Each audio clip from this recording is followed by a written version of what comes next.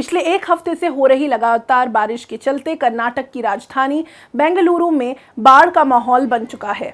शहर के कई पॉश इलाकों में भी इतना पानी भर गया है कि लोगों को सुरक्षित निकालने के लिए नाव चलानी पड़ रही है। बारिश से आई इस बाढ़ की वजह से बेंगलुरु के इंफ्रास्ट्रक्चर और ड्रेनेज सिस्टम पर गंभीर सवाल उठाए जा रहे हैं। बेंगलुरु में जारी इस तबाही और इसकी वजहों के बारे में बात करेंगे द वायर की इस वीडियो में। कर्नाटक में 27 जिले बाढ़ से प्रभावित हैं। वहीं राजधानी बेंगलुरु में 32 साल में सबसे ज्यादा बारिश हो रही है, जिसकी वजह से शहर का ज्यादातर हिस्सा डूब गया है। बाढ़ के चलते शहर के Bellandur, Sarjapura road, Whitefield, outer ring road और BIML लेआउट जैसे इलाकों में सड़कें तालाब हो चुकी हैं।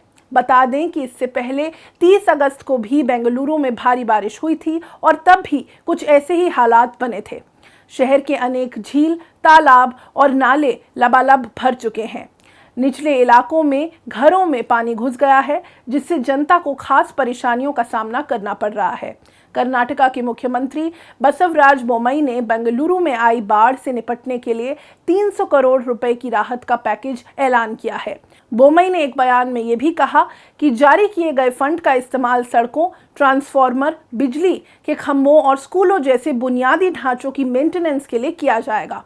एक और बात जान लेना बहुत ज़्यादा ज़रूरी है कि इस बढ़ती बाढ़ के हालात और बारिश की वजह से अगले 2 से 3 दिनों में बेंगलुरु में 80% इलाकों में पानी की सप्लाई प्रभावित होने की भी संभावना बनी हुई है।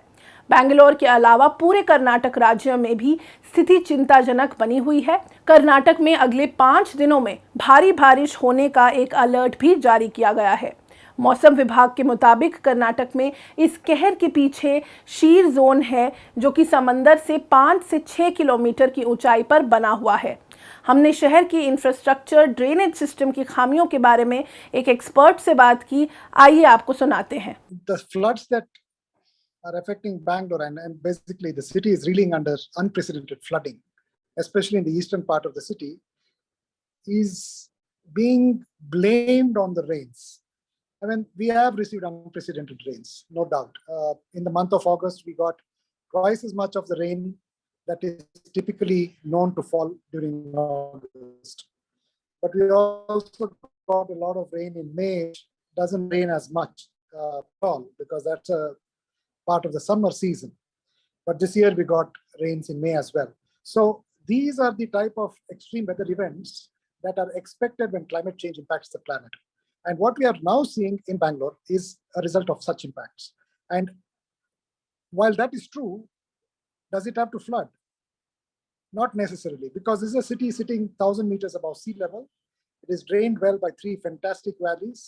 One of the key factors of that urbanization was that it actually ensured that the water landscape would not be affected.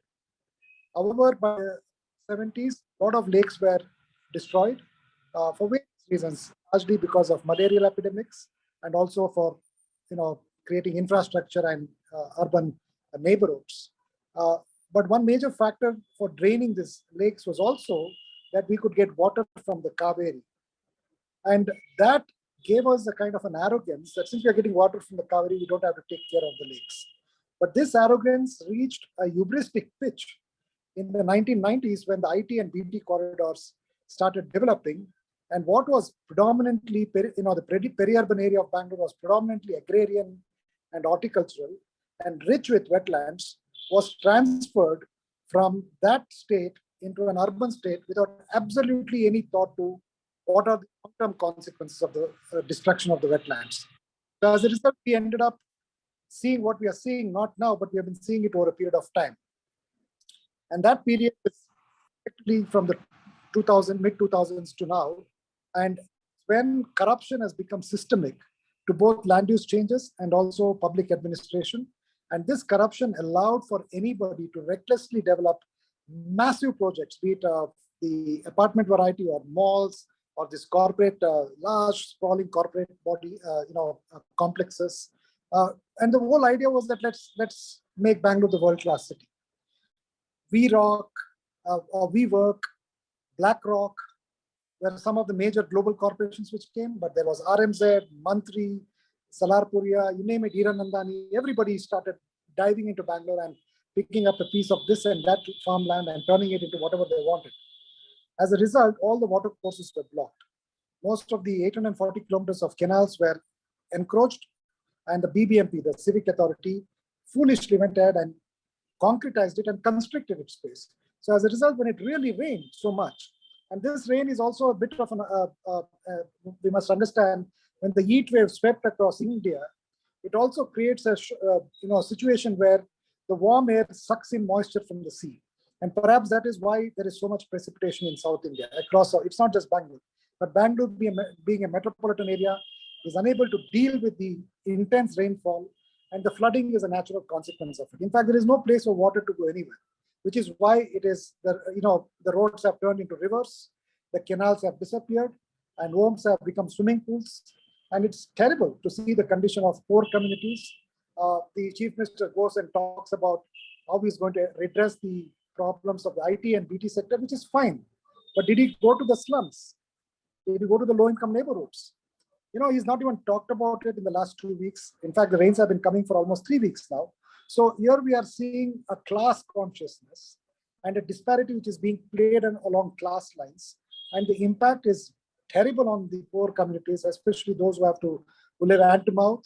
And if they don't work today, they don't have food tomorrow. And if they lose everything today in a flood, there's no way they can get back into normal life.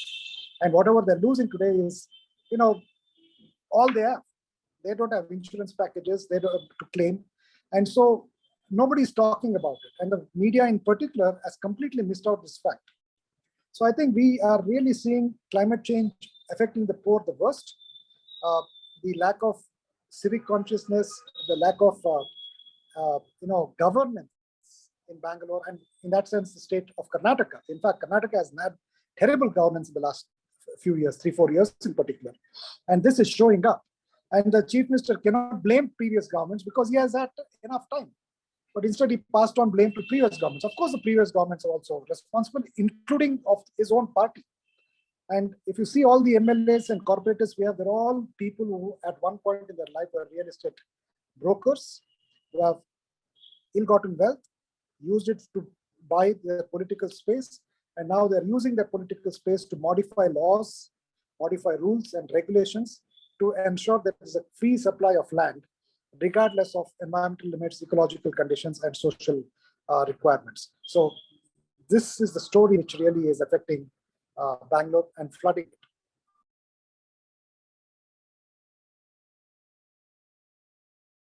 The wire के और videos देखने के लिए subscribe करें और bell icon पर click करें। स्वतंत्र पत्रकारिता की आर्थिक मदद करने के लिए डिस्क्रिप्शन में दिए गए लिंक पर जाएं और अपनी राशि चुनें।